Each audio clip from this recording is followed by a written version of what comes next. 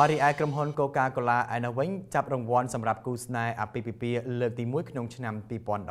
2015ក្រុមហ៊ុនភេសជ្ជៈកម្ពុជាបានប្រកាសឈ្មោះអ្នកឈ្នះរង្វាន់ក្នុងកម្មវិធីចាប់រង្វាន់សម្រាប់គូស្នេហ៍អាពាហ៍ពិពាហ៍របស់ Coca-Cola ដែលប្រព្រឹត្តទៅនៅសន្តាគារ Le Royal កាលពីព្រឹកថ្ងៃទី10ខែមករាឆ្នាំ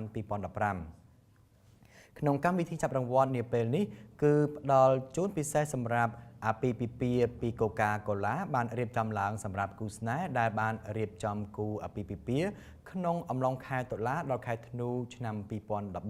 2014កញ្ញាឡាវស្រីដែតប្រធានផ្នែកផ្សព្វផ្សាយនៃក្រុមហ៊ុនភេសជ្ជៈកម្ពុជា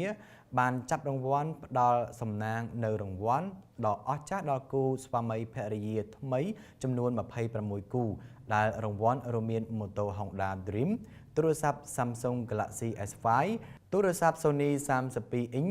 ម៉ាស៊ីនបោកសម្លៀកបំពាក់ម៉ាស៊ីនថតរូប Canon និងទូទឹកកកកញ្ញាឡាវស្រីដែតបាននិយាយថាយើងមានក្តីសោមនស្សរីករាយក្រៃលែងដែលគូស្នេហ៍អាពាហ៍ពិពាហ៍បានចាត់ទុកផលិតផលរបស់ក្រុមហ៊ុន Coca-Cola ជាជម្រើសផលិតផលសម្រាប់ទទួលភ្ញៀវកិត្តិយសចូលរួមអាពាហ៍ពិពាហ៍របស់ពួកគាត់ជោគជ័យនៃកម្មវិធីផ្ដល់ជូនពិសេសនេះបានគូសបញ្ជាក់ពីការបន្តគាំទ្ររបស់ពួកគាត់ក្នុងការជឿផលិតផលរបស់ក្រុមហ៊ុន Coca-Cola តាមរយៈកម្មវិធីផ្ដល់ជូនពិសេសនេះដែរយើងក៏សូមសម្ដែងនូវសេចក្តីរីករាយសាទរនិងប្រសិទ្ធពរជ័យសព្វសាធុការពរដល់គូស្វាមីភរិយាថ្មីសូមឲ្យជីវិតអាពាហ៍ពិពាហ៍ជួបតែសេចក្តីសុខសុភមង្គលជានិច្ចនិរន្តរ៍តទៅគូបញ្ជាក់ថាការចូលរួមដើម្បីឈ្នះរង្វាន់មានលក្ខណៈងាយស្រួលដែលគូស្វាមីភរិយាថ្មីអាចមានឱកាសឈ្នះ2ដងដោយគ្រាន់តែជាផលិតផលរបស់ក្រុមហ៊ុន Coca-Cola ដូចជា Coca-Cola Fanta Sprite និង Schweppes Soda ចំនួន25កេសគូស្វាមីភរិយាថ្មីនឹងទទួលបានផ្សងសំណាង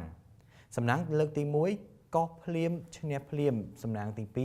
មានឱកាសឈ្នះរង្វាន់ដ៏អស្ចារ្យក្នុងការចាប់ឆ្នោតដោយគ្រាន់តែបំពេញឈ្មោះលើបានផ្សងសំណាងរួចយកទៅដាក់ក្នុងប្រអប់ឆ្នោតនៅតាមហាងដែលបានកំណត់ជាក់ស្ដែងនៅក្នុងកម្មវិធីនិងប្រកាសឈ្មោះអ្នកឈ្នះរង្វាន់ធំម៉ូតូ Honda Dream ឆ្នាំ2015ទី1បានទៅឈ្មោះប៉ែនមករារៀបការកាលពីថ្ងៃទី22វិច្ឆិកា2014និងទី2ឈ្មោះលឹមឆាយផាងមេលីងរៀបការកាលពីថ្ងៃទី7ខែធ្នូ2014